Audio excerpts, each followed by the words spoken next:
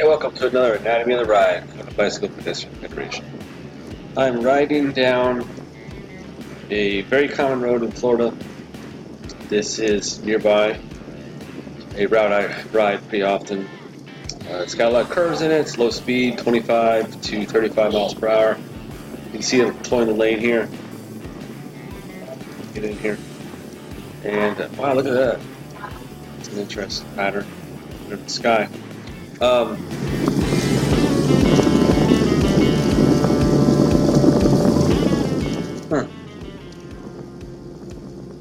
Weird. Anyway, you can see I'm controlling the lane. Do you see these medians? This is a good reason why you should control the lane all the time. You don't know what's ahead of you all the time. I know this route, but here's the medians. So now you have this pinch point.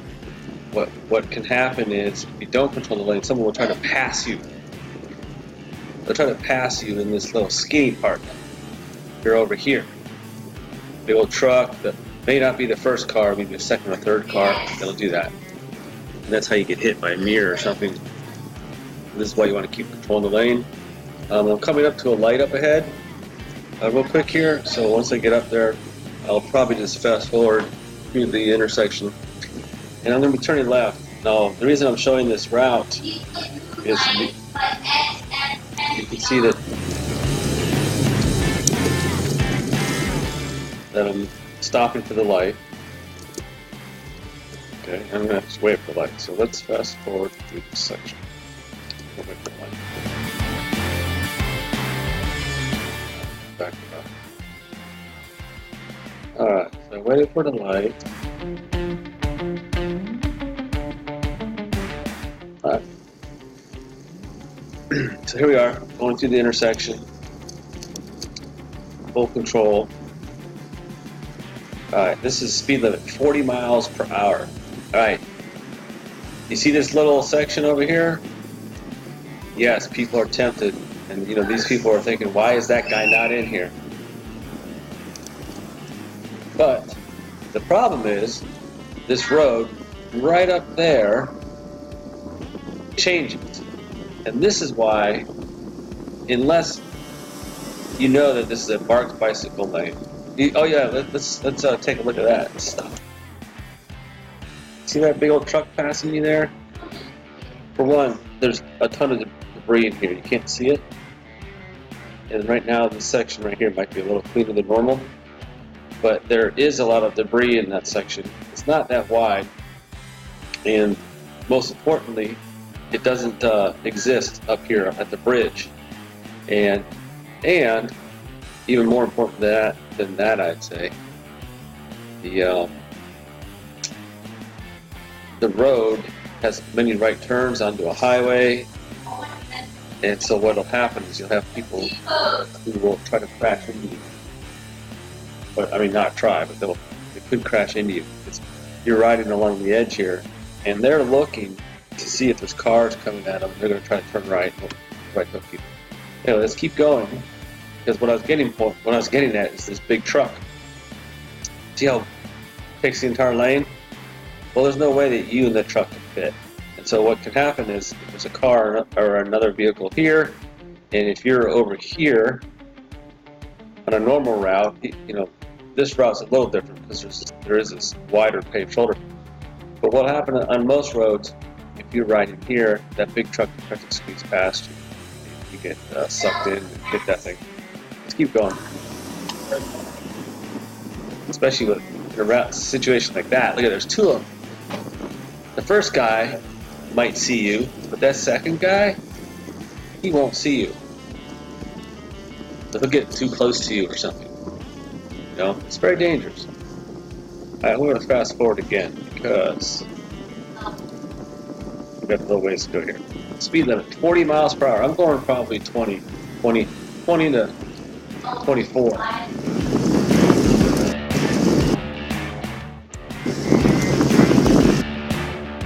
might even be going faster if the wind's going with me.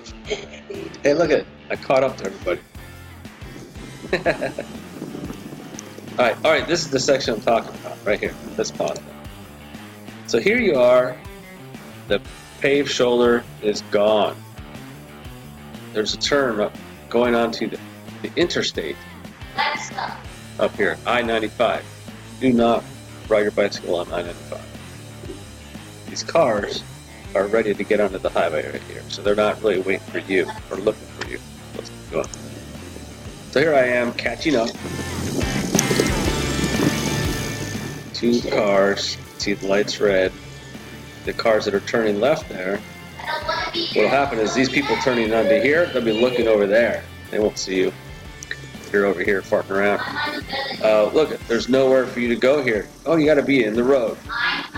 So what do? Just stay in the road like you always would. Alright, let's keep going.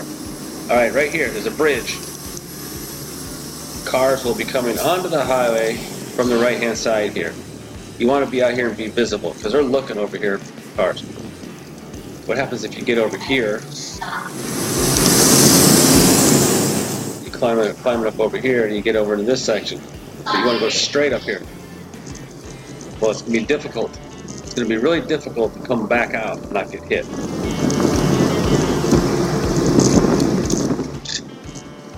Alright, let's go over this bridge. It's going to be a... This section coming up is just redone recently, so it's a little nicer than it used to be. A little safer, I would say. But tons of debris everywhere. There's debris all in there. Look at that pile of stuff. Now it's going to get skinnier. It's skinnier, skinnier, skinnier. And what happens if you're over here? You're stuck over here. All these people right here are trying to turn right, coming up over that bridge fast, and you're stuck over there. Very dangerous to come back over here and get into this lane. Just stay in the lane. Alright, look at that. I timed it. Just boom, green light. Here we go. Again, another merge section. You want to be over here, not over there, because people won't see you. Tons of debris coming up. This section right here, the no man's land, after the right turn lane. Debris, look at all that debris right there. That's all gravel. Right here, gravel, gravel. Look at all that gravel. Sand. You do not want to be in. Oh, look at what happens. Where did it go? Where did it go? Oh, there's some there, but look. It's gonna. Oh, there's a right turn lane right there. So you get pinched there. Try to stay there. Alright, this is fast forward. It's the same old stuff over and over again. And then, boom, the paved shoulder is gone entirely. The sidewalk, gone entirely. Continuity does not exist. You know where continuity exists? Right here. Right here. Stay out here. Welcome to Rockledge, people. Welcome to Rockledge. Lots of potholes in here. May not be easy to see them. There's a lot of potholes in this section of the road. Comes and goes with the rain. Probably a little bit more over here where the pavement's a little older. So you need to be able to move around a little bit. Which is why you do not want to position yourself stuck in this little area. That's what will happen. Look at that, there's a pothole. You get stuck over here. One, there's a crack and a crevice right there. If you go over that crevice, you can get trapped and fall over. You get your wheel stuck in it. Lots of gravel and debris. There's some sidewalks over here. Once in a while. Very dangerous to use those with all this design. Alright, so we're going to keep going. Oh, that big pothole. See how it went around it? Let's go ahead and press forward again.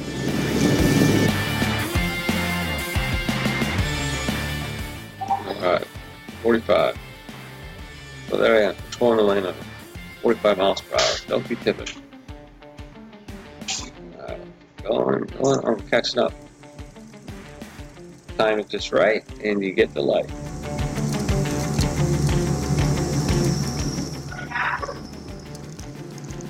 Alright, I was cranking there. Alright, look at this. There's no paved shoulder. Oh, there's a tiny thing there. Lots of debris in it. You know what? I think someone actually yelled at me on this route. Might have been before. Somebody rode by. It's always the passengers. Lots of times it's Not always the passenger, but it seems like when people are paired up in a car, not always, but when they're paired up in a car, they get more angry. Or they're more vocal, maybe not more angry, but they're more inclined to yell at you. Maybe it's groupthink. Hard to say. I waved to that guy moving along. Alright, let's keep going. That's hey, let's back it up. Alright. Time it. And yes, hold it up. Stayed clipped in. Alright, right here. Look at that big old thing in the road. You hit that, really bad. It's like a big metal brake. Knock you over.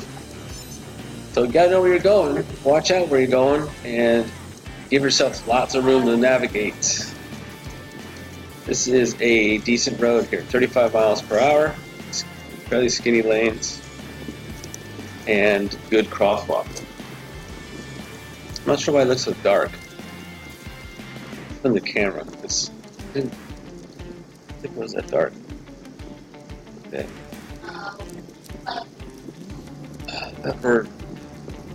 This connects to a really good section coming up to this bus door. Oh look, here's a car who got preferred. Back up.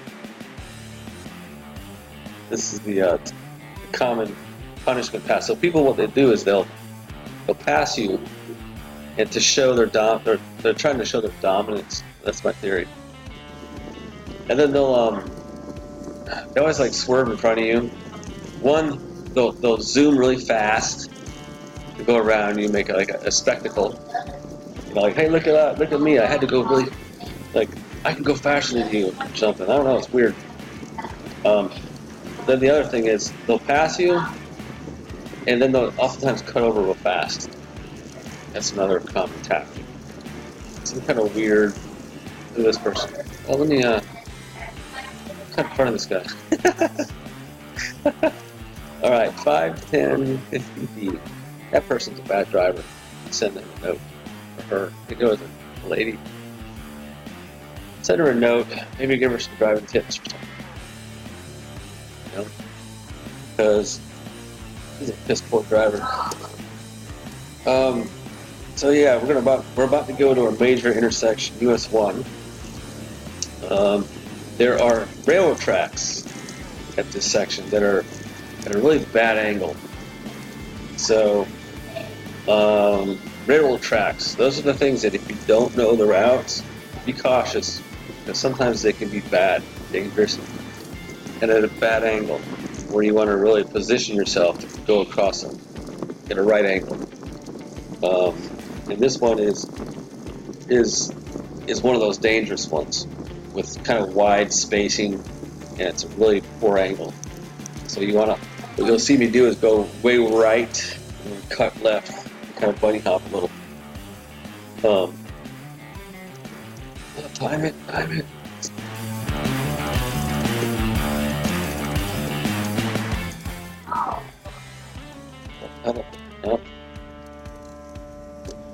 Nope. I had to clip out. Ah, there's that car that cut in front of me. The railroad. Alright. So we're coming up on it. Give me a second. There we go. Timed it. Look at that. Oh, let's go back. Just the bunny hop over there. Oh, the dangerous part.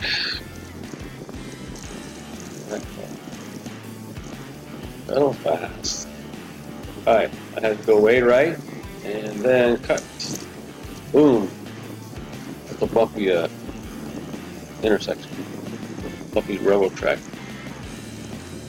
Alright, the road we're coming up on is really designated to be slow. 20 miles per hour. I think it has a lot to do with the school here. They probably made a big to-do about this. I think that's why they treat it so well. Sometimes they'll even have signs up that, you know, warn people how fast you're going. But some of these signs, it might be hard to see them, but they'll say strictly enforce the speed limit. I might have passed it already. But they have lots of signs up about how strict they are enforcing the speed limit. which is a good thing. And the road is designed pretty well to be narrow and constrained. So it's interesting. The reason I mention it is because you can see the end school's 20 miles. You can see how people behave when there's some expectations set. They behave more civilly in this section. There's a hospital right here. Maybe that helps set the tone. I don't know. But it's something that when you're on a bicycle, you notice that if you're in a neighborhood environment where there's like an expectation, people should drive slowly. You see all these signs, 20 miles an hour, you know, lots of trees, all these trees, all these things everywhere. They help slow people down. Shade. These are the things that you don't always think about, but it sets the tone and slows people down, makes it safer for others. Let's move forward. We're about to hit Rockwood Road. So this is the Intercoastal Waterway over here. This is a nice road ride on. It's 20 miles an hour, strictly enforced, lots of obstacles. People have to drive slow. I stop at all the stop signs. These roads. Keep this guy waiting.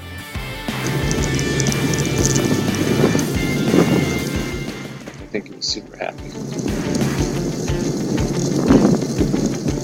It's funny how some people are just so happy. Others just, it's hard to see. It goes this day though. Maybe that was the day after. But yeah, some people, there'll be some serious bikers out here and they'll just, I don't know, they'll look at you like you're crazy. Say hi. And then you come across people in cars who are super happy and nice. Hard to tell. So you see the stop sign right there. I'm stopping because there's a blind corner and setting the tone here, the expectation that I'm going to stop. Because a lot of people walk their dogs and stuff here. Come on these condos, they're older. They get pissed off. And I don't blame them, you know. See this boat? This is from the hurricane. This boat got washed up. There's another one over here. Might be hard to see it. It's over here stuffed in the corner. Let's see if you can spot it. By it. See the top of it right there. See it? Right there. It's weird how they've been there for months. That's been like a year. A year later, there's still boats just abandoned. Alright. So we're about to go to Cocoa Village. Cocoa Village is one of those rare spots in Brevard County that is walkable and designed really nicely. Nice, lots of small business.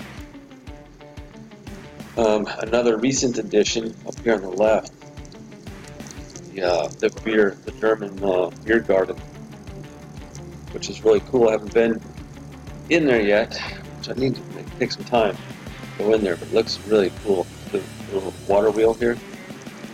There's seating in here, a little courtyard. Hard to see on the camera, you can't see it. But if you come down here, you can go check that place out. There's a bike shop over here on the right, now on the left, over here, Village Bicycle Shop. If you're in the area, go check that place out. A couple bars and restaurants here. And I'll keep it running because we're about to head over to the Intercoastal Waterway where the bridge is. Gander. There's a trail and some walkways that are doing construction. This is a nice area. Over a little bit.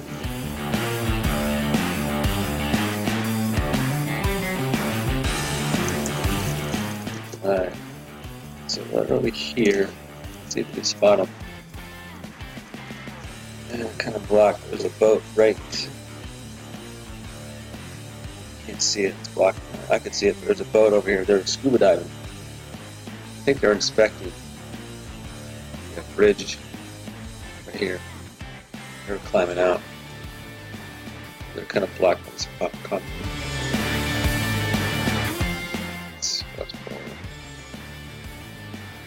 All right. There's a little. This is kind of new.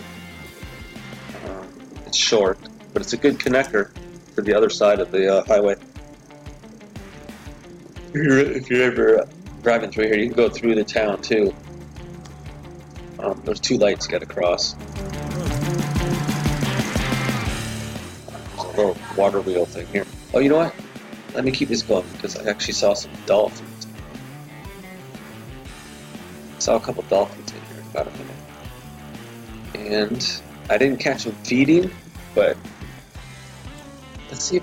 I wasn't paying. Maybe you can see them right now. They were pushing through here. You can see the water just swelling up. It was crazy. I don't see it, but the water was clear this day. There was no wind, and there's this big surge. The dolphins were just pushing in and chasing fish. Alright, so there's the water wheel. Oh, you can see it right there. See that swell, that water swelling up right here? Dolphin. Over here, out of the camera, I was watching it. And I finally realized I just turn the camera off. There we go. That's too late. The dolphin is right here.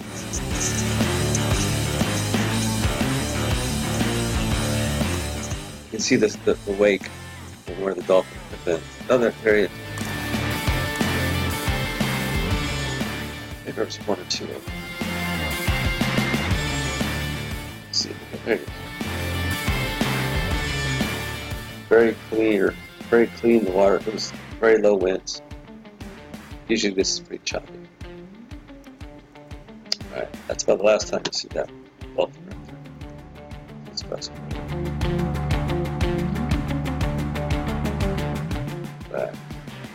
Alright, and basically came back to the town, the village. There's the bicycle shop. Alright. This is what I'm talking about. This is how you design it. Walkable, parking, lots of things to see and do, trees, conflict zones, people drive slow through here. 15 miles per hour. This is how you create wealth and enable entrepreneurs to make money. Own little shops. The more stuff you have like this, the cheaper all these shops will get. The tax per acre in an area like this it's probably, I don't know what the number is off the top of my head, but like hundreds, maybe thousands of times more taxes per acre than like a Walmart or a Target or something. Because their acreage is massive. They have these giant parking lots. And then they cut deals with the city to get the tax breaks. They don't pay their fair share. I'm nothing against Walmart itself, but what I'm saying is they cut these deals. Whereas these people don't cut these deals. They pay probably more than they should currently. But if more people were allowed to do this, these people could band together and cut deals. Or, in general, since they raise so much more revenue in these areas, get more of them, they would be able to lower the cost. Right? So these are the things you got to think about when you consider your built environment. Is one, you want it to be financially solvent, which means human scale, it means slow speed. You want people to be able to stop, walk, and shop, and you want things to be close together. Because the more road that you build, and the more power, more sewer, the more water you have to build and maintain, makes it more costly, which means they have to charge more tax to maintain all this infrastructure. Which is why I would advocate for privatizing all of this. But since that's not currently happening, you have to try to advocate for safe, walkable, close-knit building, because it is financially solvent, safe, and it's healthy for everyone to be able to walk or jog or bicycle and to shop close by. Alright, let's go ahead and end this one. 25 minutes is pretty good. Alright, anyway, thanks for watching this anatomy of the ride. Let's just keep going a second. Watch how I pass this person. You'll notice that I'm pretty I'm aware that this person's here. I don't get too close to them. I don't startle them. You should give them a good wave. Look how beautiful the intercoastal is. Here. This is why Florida has a lot of potential to go from probably one of the most dangerous states to ride a bicycle in to one of the greatest states to ride a bicycle in. Warm a lot, the weather's good. All it has to do is make it safer for people, which means make these lanes nice and skinny with lots of trees. Alright, peace out.